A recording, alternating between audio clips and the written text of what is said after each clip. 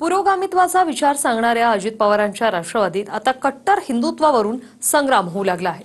आम्ही सत्तेत गेलो असलो तरी विचारधारा सोडणार नाही या अजित पवारांच्या वायद्याला त्यांचेच आमदार खोटं ठरवू लागले।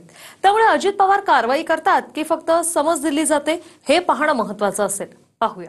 शाहू फुले आंबेडकरांची विचारधारा, आम्ही आमची विचारधारा सोडलेली नाहीये। जो हिंदुत्व पे काम करेगा वही देश पे राज करेगा।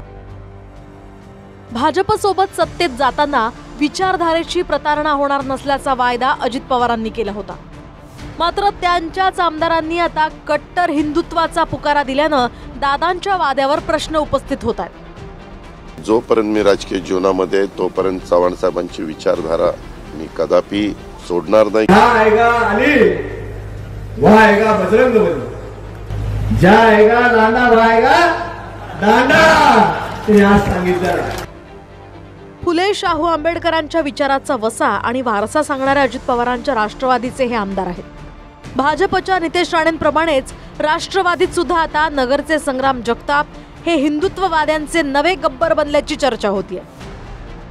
संग्राम जगतापांची हल्लीची काही विधानं तर इतकी चिथावणीखोर आहेत की ज्यामुळे भाजपच्या नितेश राणेंच्या कर्मठ हिंदुत्वाची सुद्धा धार फिकी पडू शकते।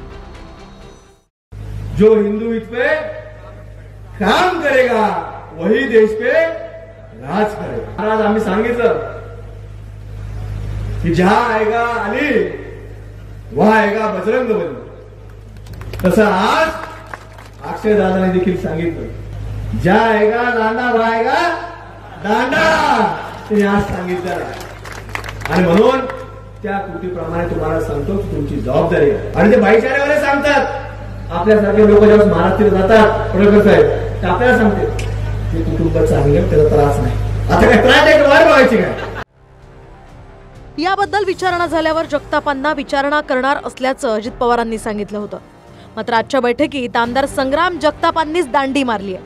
विशेष म्हणजे आपण आपल्या भूमिकेवर ठाम असल्याचंही जगतापांनी सांगितलंय। मी त्याला आज बोलवलेलं आहे। आज आमची आमदारांची मीटिंग आहे, त्यामध्ये मी त्याला विचारणार आहे। हे आमच्या पक्षाची अजिबात भूमिका नाही। आमची पक्षाची भूमिका सेक्युलर विचारधारेचीच आहे, सर्व धर्म समभाव। त्याच्यामुळं तो असं का बोलला त्याबद्दलची माहिती मी घेणार आहे, त्याच्याशी चर्चा करणार आहे। त्याचे काय गैरसमज झालेले असतील तर त्याबद्दल ते गैरसमज दूर करण्याचं काम आम्ही करणार आहे। जी काही बैठक असते ती दर आठवड्यालाच असते, त्याच्यामध्ये बोलवलं देखील होतं आणि तसं आम्ही कळवलं देखील होतं की दिंड्या चालू आहेत आणि दिंड्या जोपर्यंत पुढे जात नाहीत तोपर्यंत आम्ही दरवर्षीच म्हणजे नगरमध्ये असतो। मग ते दादांपर्यंत सगळ्या गोष्टी माहिती आहेत, त्यांना ज्ञात आहे सगळ्या गोष्टी। पण जी तुम्ही भूमिका घेतली तेव्हा दादा देखील म्हणाले की आपला पक्ष जो आहे तो सेक्युलरवादी आहे, मी त्यांना समजून सांगेन। आणि आहेत दादांशी आम्ही चर्चा करू। आता तो पक्षांतर्गत विषय, जे दादा शेवटी ते पक्षाचे नेते किंवा आमचे वैयक्तिक व्यक्तिशा देखील आमचे नेतेच आहेत, ते पण त्यांच्याशी चर्चा करू। संग्राम जगतापांचं वक्तव्य आहे की त्याच्याबद्दल तर क्षमा मागायला हवी महाराष्ट्राची।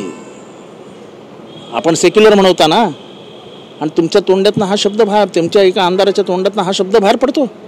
आणि किती घाणेरडं वाक्य आहे आणि किती उन्मादाने बोललं गेलेलं वाक्य आहे।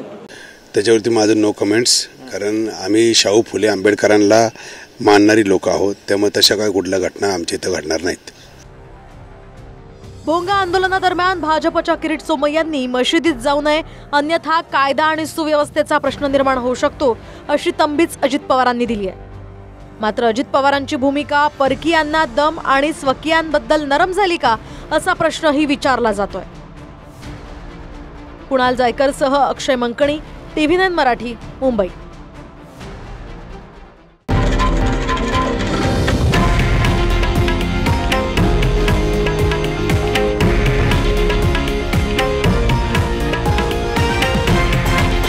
हे आहे देशातील नंबर 1 न्यूज नेटवर्क आणि आपण पाहत आहात TV9 मराठी, एकमेव।